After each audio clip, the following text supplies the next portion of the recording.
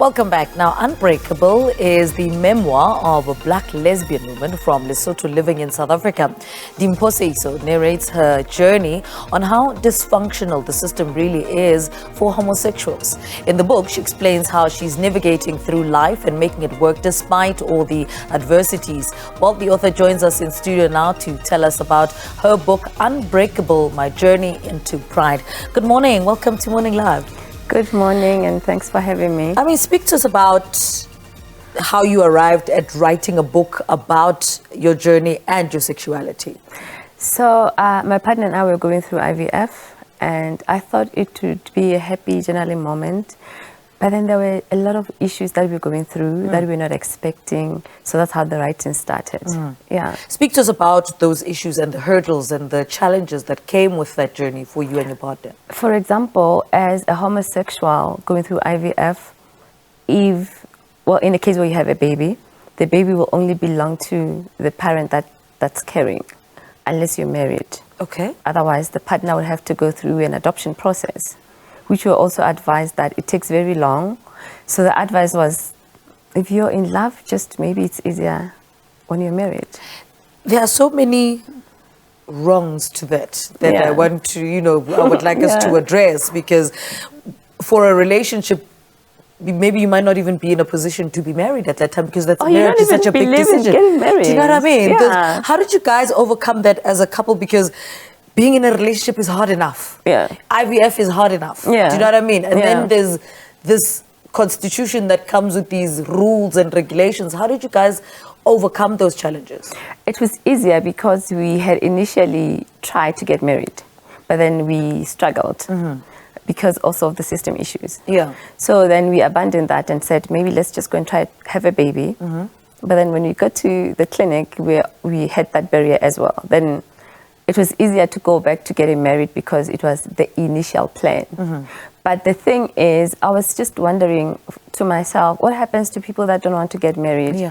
And what happens to those that really don't believe in getting married? And for heterosexuals, it's quite easy. A man and a woman, they don't have to get married for their names to be on the birth certificate of the baby. So then those are the issues that we're like, but what is happening, Like, if this is legalized so much, why are there still these big hurdles? Yeah. Speak to us about the process of writing the book and finally getting to a point and saying, okay, this is what we're going to put down in the book. So it just came. It just came, and then I think, as I said, writing, so many things came up for me, my childhood and how the system is for homosexuals, the decision to leave home and come to South Africa, and to think that this is such a dream country, and it is to a large extent. And it just came, and then it just came. I want to talk about the title, Unbreakable My Journey into Pride. What's the inspiration behind us, and what is it about being unbreakable that has led you to this point? It's going through the challenges that could have broken you, but you just decided, or maybe you made a choice to not be broken and just go through life and smile through the pain, smile through the tears. Yeah. And deciding what to put in the book and what to exclude.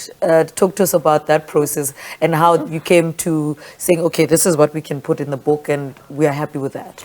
So I was putting the stuff that are directly impacting on my journey into pride. And then obviously then I felt like a bit of my childhood also I wanted to be there, just to